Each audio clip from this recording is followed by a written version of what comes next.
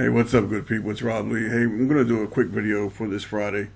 It's kind of put together at the last minute, and so you'll have to forgive me for the quality. And for one of the videos, the last one, going back to 1976, I couldn't do anything with the quality. I tried to sharpen it up some, that's it. With all the talk about the flu, and what prompted me to do this was my mom. My mom, she's 68 years old, and she told me that she thinks she has the flu. And I'm tired of hearing people everywhere, the flu, the flu, the flu, the flu. Anybody who's looked into it knows, man, that most of the sickness that we have to deal with in this world comes from the air, the water, the food, the pollution that's given to us by the serpents that walk this earth. People do get sick, man. This is a part of life. You do not need a vaccination. And this is slowly going to be forced upon us, and it's already being forced upon our children. Vaccinations. So I want you to look at some propaganda from 2018, and then I want you to go back to 1976 and look at what was done to innocent Americans with one of the biggest medical hoaxes and the damage that it did to people. I want you to take a look, and of course you're going to see the 1/3.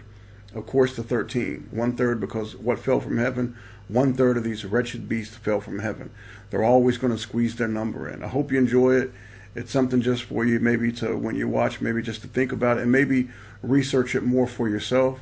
And maybe some of the people in the comment section can leave comments about it, helping others to understand even more than I understand, because I know some of you have probably researched this in depth.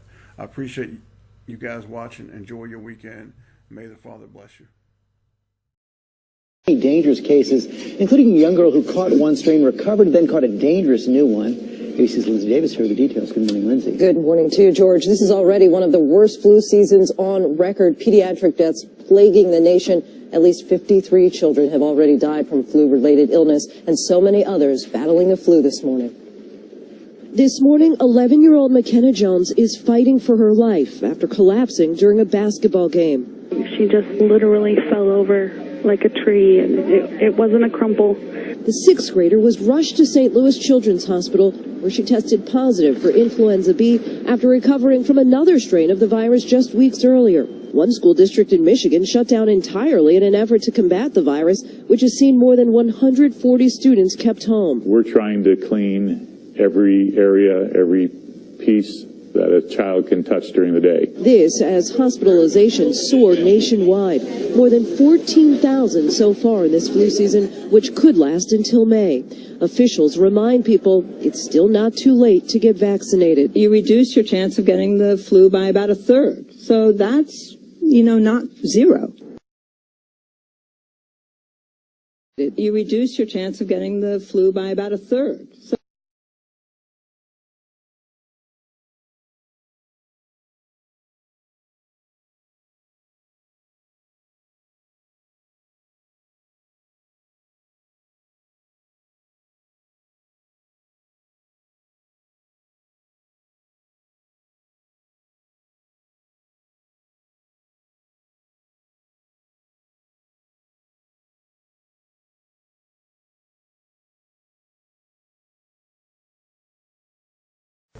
I don't need another flu shot. I had a flu shot last year. A swine flu epidemic may be coming. Swine flu shot? Well, I don't know. I've been thinking about it. It could make you very sick. Swine flu? Man, I'm too fast today to catch me. You'll want to be protected. I'm the healthiest 55-year-old you ever seen. Hey, I play golf every weekend. Get a shot of protection. The swine flu shot. Joe brought it home from the office. He gave it to Betty and one of his kids, and to Betty's mother. But Betty's mother went back to California the next day. On her way to the airport, she gave it to a cab driver, a ticket agent, and one of the charming stewardesses. At school, Joe's kid gave it to some other kids, and Mrs. Merrill got it and gave it to her husband. In California, Betty's mother gave it to her best friend, Dottie. But Dottie had a heart condition and she died. But before she died, Dottie gave it to her girlfriend, the mailman, the paper boy, and the vet when she went to pick up her chihuahua. If a swine flu epidemic comes, this is how it could spread. You'll want to be protected, especially if you're elderly or chronically ill. Get a shot of protection, the swine flu shot.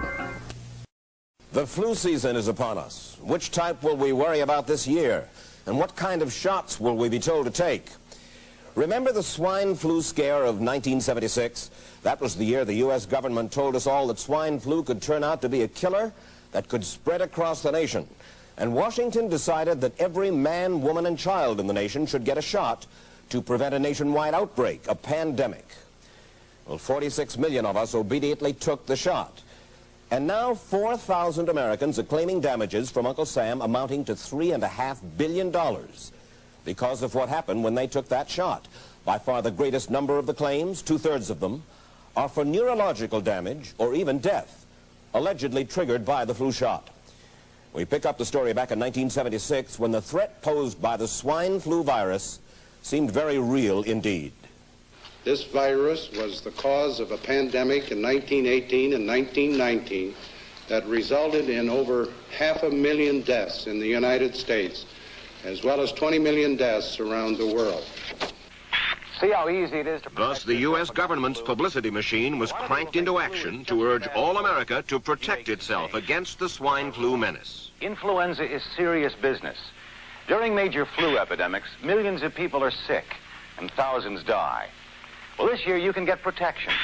The vaccines are safe, easy to take, and they can protect you against flu. So roll up your sleeve. Protect yourself. One of those who did roll up her sleeve was Judy Roberts. She was perfectly healthy, an active woman, when in November of 1976, she took her shot. 2 weeks later, she says, she began to feel a numbness starting up her legs. I joked about it at that time. I said I'll be numb to the knees by Friday if this keeps up.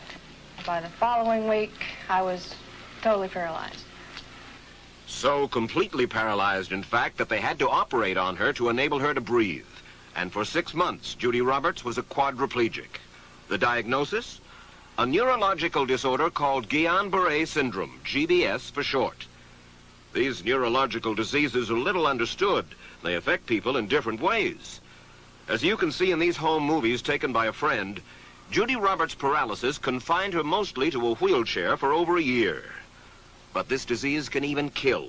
Indeed, there are 300 claims now pending from the families of GBS victims who died, allegedly as a result of the swine flu shot. In other GBS victims, the crippling effects diminish and all but disappear.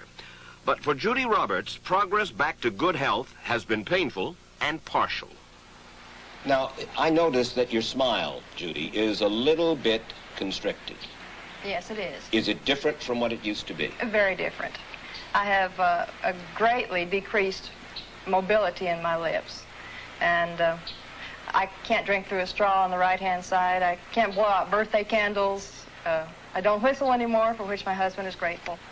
It may be a little difficult for you to answer this question, but have you recovered as much as you are going to recover? Yes, this is it. So you will now have a legacy of braces on your legs for the rest of your life? Yes, the weakness in my hands will stay and the leg braces will stay. So Judy Roberts and her husband have filed a claim against the U.S. government. They're asking $12 million, though they don't expect to get nearly that much. Judy, why did you take the flu shot? I'd never taken any other flu shots, but I felt like this was going to be a major epidemic. And the only way to prevent a major epidemic of a really deadly variety of flu was for everybody to be immunized. Where did this so-called deadly variety of flu, where did it first hit back in 1976? It began right here at Fort Dix in New Jersey in January of that year when a number of recruits began to complain of respiratory ailments, something like the common cold. An Army doctor here sent samples of their throat cultures to the New Jersey Public Health Lab to find out just what kind of bug was going around here. One of those samples was from a Private David Lewis who had left his sickbed to go on a forced march. Private Lewis had collapsed on that march, and his sergeant had revived him by mouth-to-mouth resuscitation. But the sergeant showed no signs of illness. A few days later, Private Lewis died. If this disease is so potentially fatal that it's going to kill a young, healthy man, a middle-aged school teacher doesn't have a prayer. The New Jersey lab identified most of those soldiers' throat cultures as the normal kind of flu virus going around that year, but they could not make out what kind of virus was in the culture from the dead soldier and from 4 others who were sick. So they sent those cultures to the Federal Center for Disease Control in Atlanta, Georgia for further study. A few days later, they got the verdict: swine flu. But that much publicized outbreak of swine flu at Fort Dix involved only Private Lewis, who died, and those 4 other soldiers who recovered completely without the swine flu shot. If I had known at that time that the boy had been in a sick bed, got up, went out on a forced march, and then collapsed and died, I would never have taken the shot.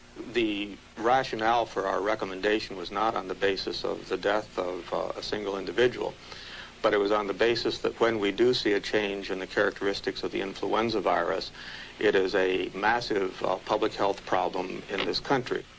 Dr. David Sencer, then head of the CDC, the Center for Disease Control in Atlanta, is now in private industry. He devised the swine flu program, and he pushed it. You began to give flu shots to the American people in October of '76. October 1st.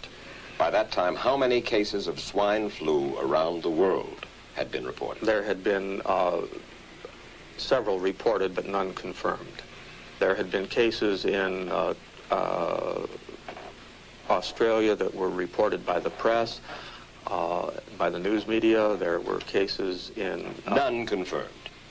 Did you ever uncover any other outbreaks of swine flu anywhere in the world? No. Now, nearly everyone was to receive the shot in a public health facility where a doctor might not be present.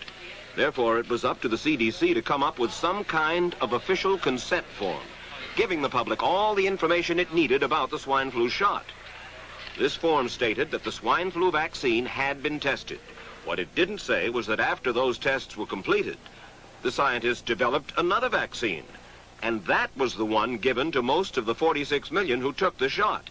That vaccine was called X53A. Was X53A ever field tested? I can't say. I would have to... It wasn't. I don't know.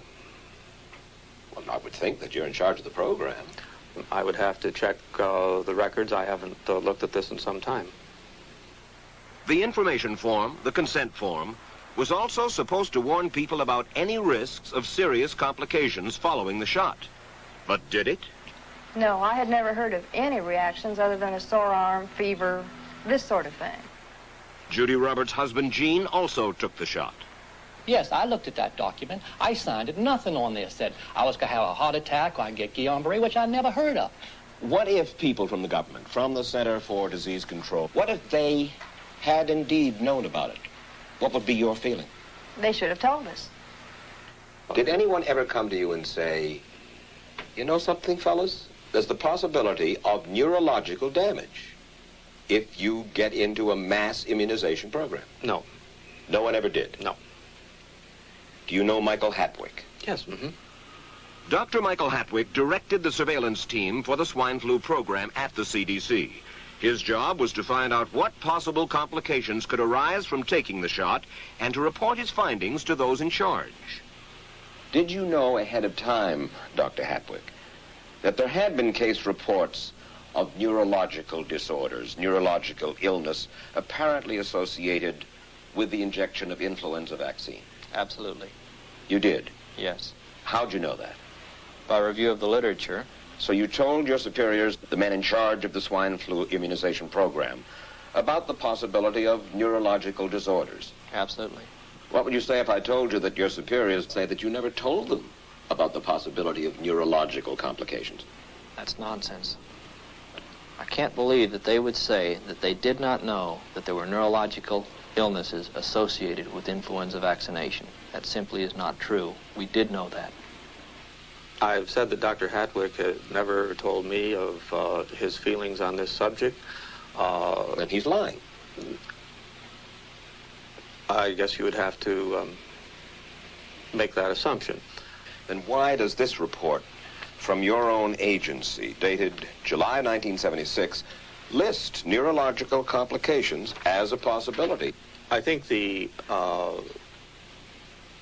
consensus of the scientific community was that the evidence relating neurologic disorders to influenza immunization was such that they did not feel that this association was a real one. You didn't feel it was necessary to tell the people that information? I think that over the years we have tried to inform the American people as fully as possible.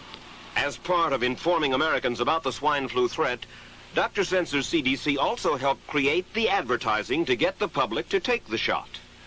Let me read to you from one of your own agency's memos planning the campaign to urge Americans to take the shot. The swine flu vaccine has been taken by many important persons, he wrote. Example, President Ford, Henry Kissinger, Elton John, Muhammad Ali, Mary Tyler Moore, Rudolph Nureyev, Walter Cronkite, Ralph Nader, Edward Kennedy, etc., etc. True? I'm not familiar with that particular piece of paper, but I do know that at least of that group, President Ford did take the vaccination. Did you talk to these people beforehand to find out if they planned to take the shot? I did not know. Did anybody? I do not know. Did you get permission to use their names in your campaign? I do not know. Mary, did you take a swine flu shot? No, I did not. Did you give them permission to use your name saying that you had or were going to? Absolutely not. Never did. Did you ask your own doctor about taking the swine flu shot? Yes, and at the time he thought it might be a good idea. But I resisted it because I was leery of having the symptoms that sometimes go with that kind of inoculation. So you didn't? No, I didn't. Have you spoken to your doctor since? Yes. And? He's delighted that I didn't take that shot. You're in charge. Somebody's in charge. This is your advertising strategy that I have a copy of here. Who's it signed by? This one is unsigned. But you'll acknowledge that it was your baby, so to speak. It could have been from the Department of Health, Education, and Welfare. It could be from CDC. I don't know. I'll be happy to take responsibility for it. It's been 3 years now since you fell ill with GBS, right? Right. Has the federal government, in your estimation, played fair with you about your claim? No, I don't think so. It seems to be dragging on and on and on, and really no end in sight that I can see at this point. With respect to the cases of Guillain-Barré, allegedly... Former Secretary of HEW Joseph Califano, too, was disturbed that there was no end in sight. So a year and a half ago, he promised that Uncle Sam would cut the bureaucratic red tape for victims suffering from GBS and would pay up quickly. We shouldn't hold them to an impossible or too difficult standard of proving that they were hurt. Even if we pay a few people a few $1,000s that might not have deserved it, I think justice requires that we promptly pay those people who do deserve it. Who's making the decision to be so hard-nosed about settling? Well, I assume the Justice Department is. Griffin Bell before he left? Well, the Justice Department agreed to the statement I made. It was cleared word for word with the lawyers in the Justice Department by my HEW lawyers. And that statement said, in effect? That statement said that we should pay Guillain-Barré claims without regard to whether the federal government was negligent if they resulted from the swine flu shot. I think the government knows it's wrong. If it drags out long enough, that people will just give up. Let it go. I am a little more adamant in my thoughts than my wife is, because I told Judy to take the shot. She wasn't going to take it, and she never had shots. And I'm mad with my government because they knew the facts, but they didn't release those facts because if they had released them, the people wouldn't have taken. And they can come out tomorrow and tell me there's going to be an epidemic, and they can drop off like flies next to me. I will not take another shot that my government tells me to take. Meantime...